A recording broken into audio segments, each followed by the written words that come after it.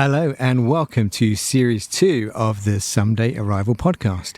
This is a very special edition because I'm going to be reading the first chapter from my newly published book, The Plane Parable, so stick around.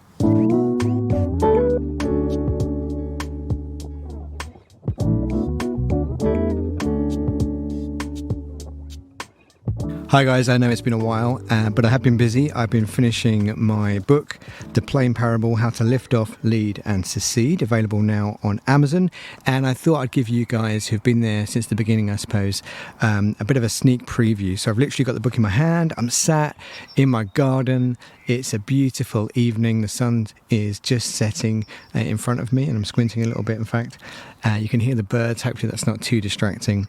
And you might hear the pages rustle. I wondered if I could do this kind of silently, professionally in a studio.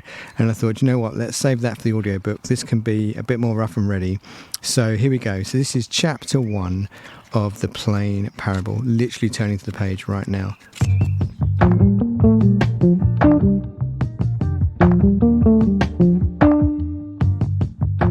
The Plane Parable, Chapter 1, Time Flies.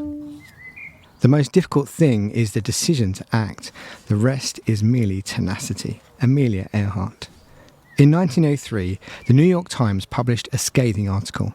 It claimed that a flying machine would be invented through the combined continuous efforts of mathematicians and mechanicians in 1 to 10 million years. 69 days later, the Wright brothers achieved the first powered flight with their prototype plane, the Wright Flyer. Just imagine how they felt, climbing out of their beds on Thursday the 17th of December 1903. In many ways, they were Noah building an ark, day after dry, dusty day. These brothers had no idea this date would go down in history. For them, it was just another morning, waking up to attempt the impossible. Another day trying to achieve a feat they were told would take myriad of experts millions of years, if indeed it could be done at all. And yet Wilbur and Orville Wright woke up and decided to try and fly once again, despite creeping self-doubt, fears of ridicule, and the high risk of horrible injury. Despite a series of failures, one after the other, innumerable disappointments, and the world's press mocking them mercilessly, the two brothers decided to simply try again. They seemed destined to be remembered as history's biggest losers. International laughingstocks, clinging to an absurd fantasy that a person could soar in the sky like Icarus. But they didn't give up on their dream, give in to their detractors, nor give way to their fears. After 4 years of trial and error, painstaking research, tinkering with pitch, power, weight, and balance, and experimenting with countless materials, they finally refined the precise parameters, and so Wilbur and Orville gave their impossible dream one more go. It's fair to say that this choice changed the course of history. Perhaps if they'd stumbled over the cat or read the wrong newspaper over breakfast, they might have decided to give up. But the Wright brothers were dreamers. They weren't deluded, they were determined. So out they went into the cold to try something so miraculous it verged on magic, lifting off the ground while seated in a craft that was heavier than air. And that's when it happened. At 10:35, the Wright brothers covered 120 feet in 12 seconds, ushering in the age of powered aviation. Orville became the first pilot of the very first engine-powered aeroplane, just 10 million years earlier than Build. At that moment, a windy and treeless dune with soft sand called Kitty Hawk transformed into the world's first runway and airfield. Soon, this first flight inspired one pioneer after another. Each new dreamer blazed a trail for the next record breaker to follow. First after first, in quick succession. Raymond Delorche became the first female pilot to receive a license, just 6 years after that first flight by the Wright brothers. She was then followed by the first woman to fly solo non-stop across the vast Atlantic Ocean, Amelia Earhart. Then, in 1912, a mere 9 years after that first powered flight, Emroy Conrad Malik became the first black pilot to earn a license to fly, having constructed his own biplane. One first after another, until the very first passenger jet sped down the runway and took flight in 1949. The British de Havilland Comet was designed by Geoffrey de Havilland. He was so inspired by the Wright brothers that he quit his job and borrowed money to pursue his own aviation dream. Having worked on technical designs for a company that built double-decker buses, de Havilland later conceived the world's first jet-powered passenger plane, for all intents and purposes, a flying bus. These days, powered flights are not limited to Earth. The first flight on another planet took place in 2012, when the Ingenuity helicopter flew on Mars, a century after the Wrights displayed their own ingenuity. All of these firsts began with two dreamers climbing out of bed on a chilly December morning to attempt the impossible. While others were preparing for Christmas, the Wright brothers were breathing warm air on frozen fingers and adjusting fragile parts they'd cobbled together from a bicycle workshop. Out on that sandy dune, they risked their life on a dream that others thought utterly futile. Wilbur even likened it to a sickness, writing, "For some years, I've been afflicted with the belief that flight is possible to man. My disease has increased in severity, and I feel it will soon cost me an increased amount of money, if not my life." By the end of that historic day, the Wright Flyer could stay in the air for almost a minute, climbing close to 1,000 feet up in the air. That's some serious progress, considering powered flight was only a dream when they ate their breakfast that morning. The Wrights' incredible bravery, dogged perseverance, and engineering ingenuity gave rise to a gravity-defying machine that inspired a million firsts.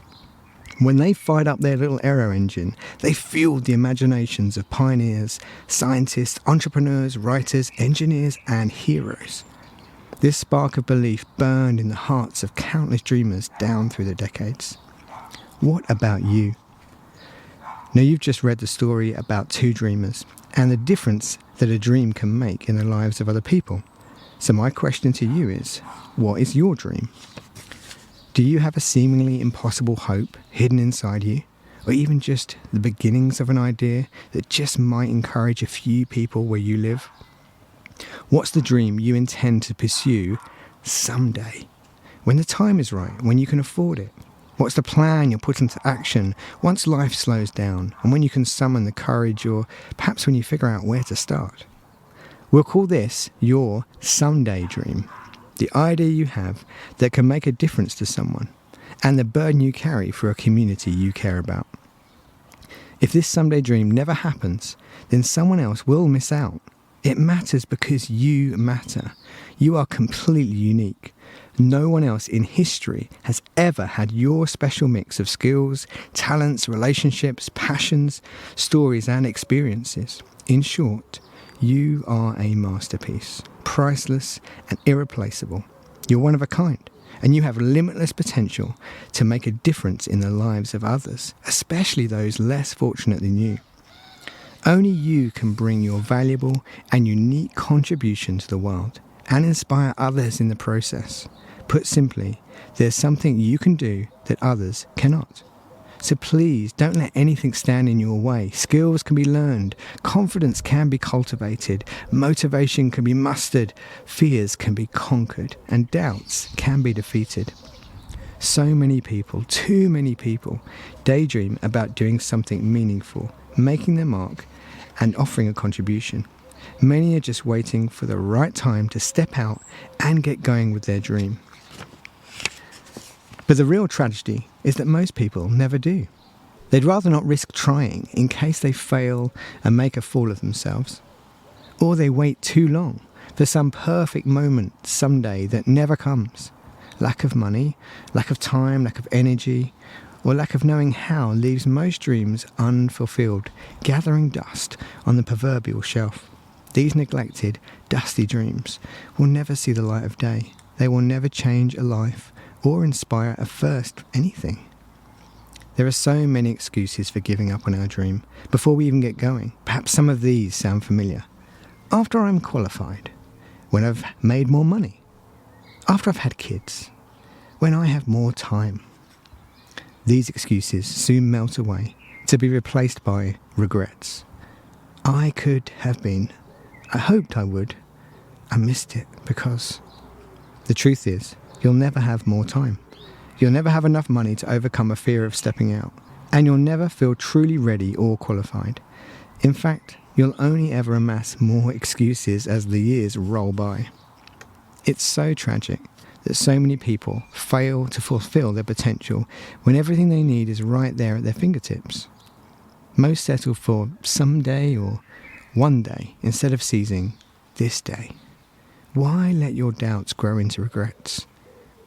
No one wants to sit and say one day, I should have, I would have, I could have.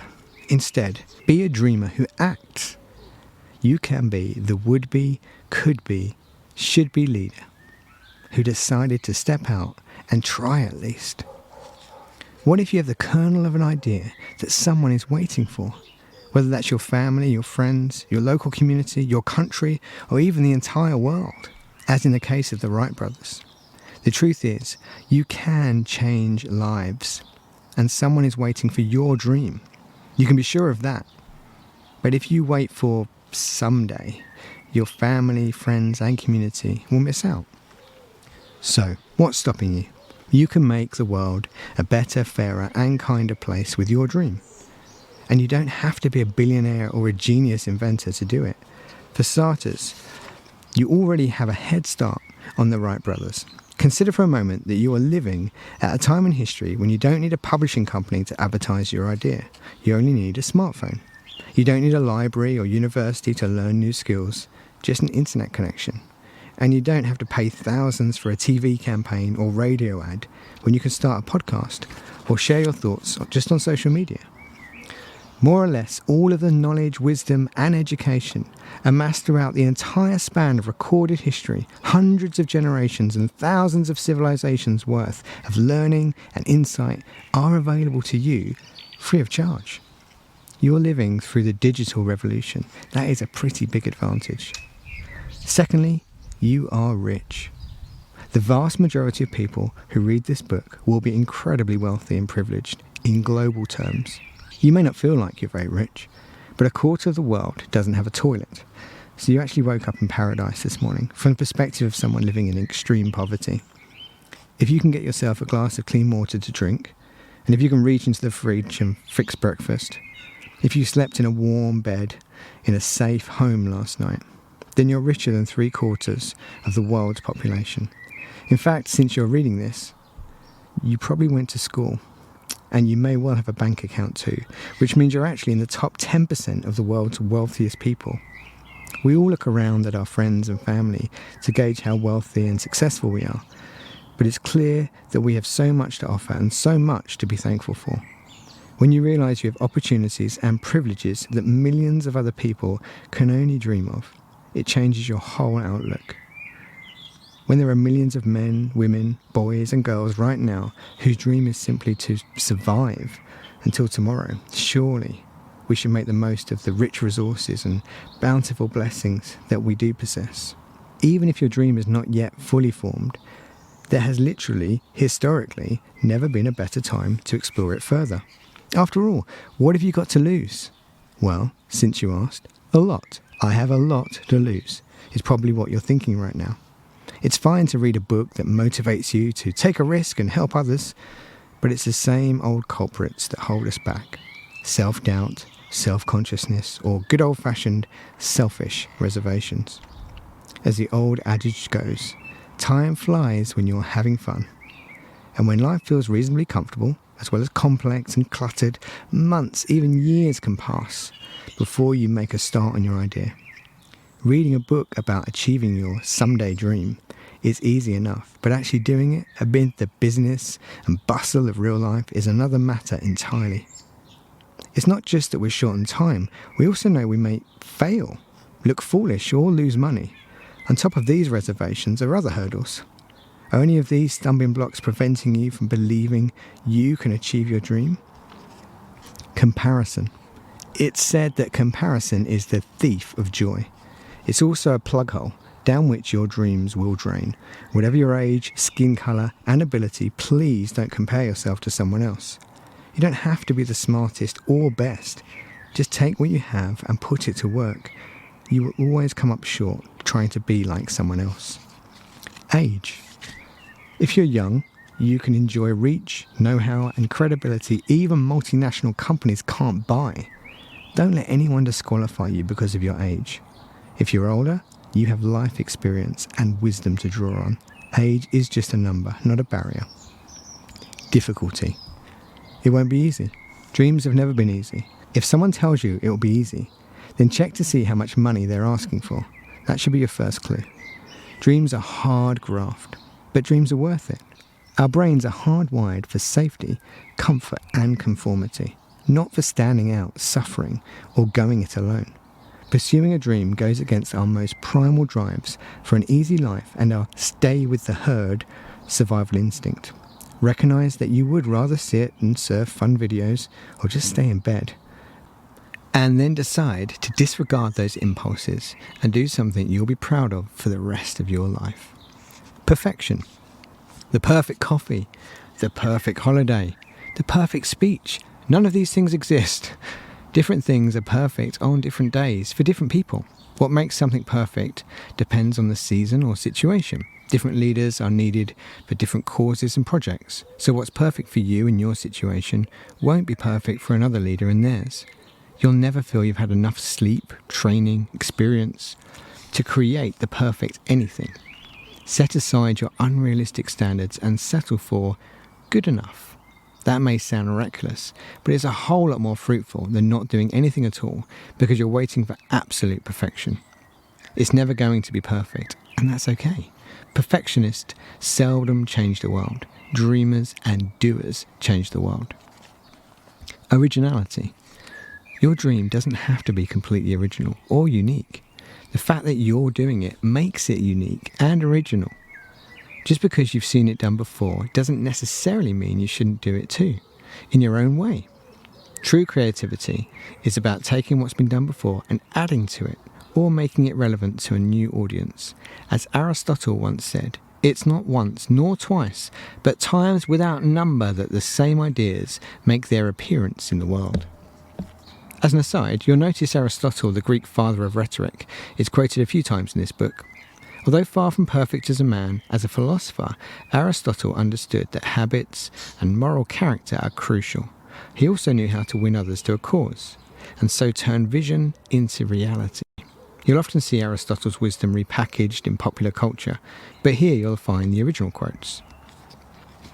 The plane made plain. This book begins with a simple story, the plane parable. It's a modern fable about a reluctant passenger jet. Its purpose is simply to make the key points more memorable.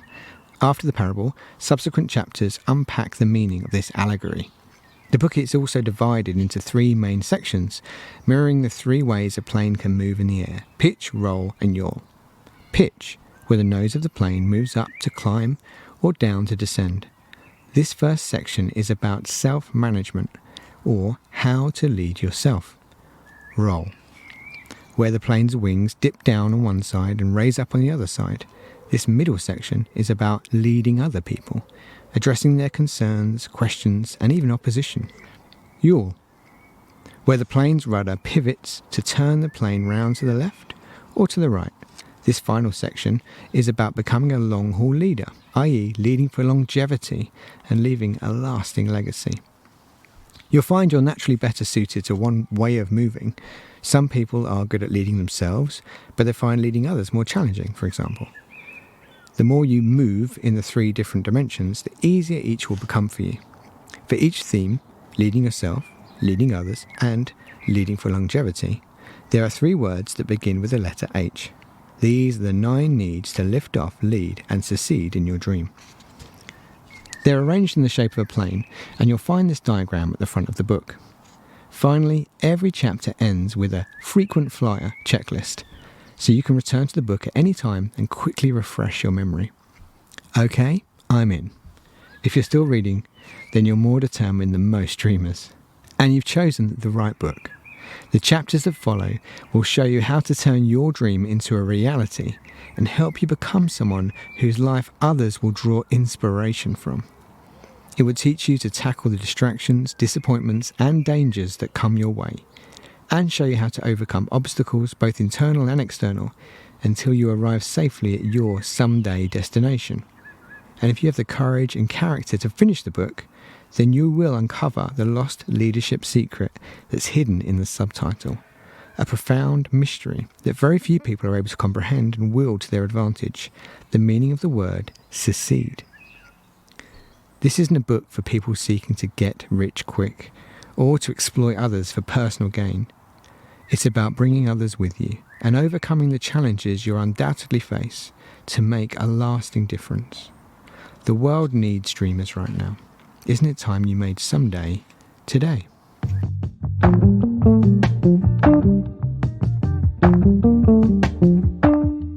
I really hope you enjoyed that, guys. Next, what follows is the actual plane parable itself, which is just a short story about a jet plane, a passenger plane.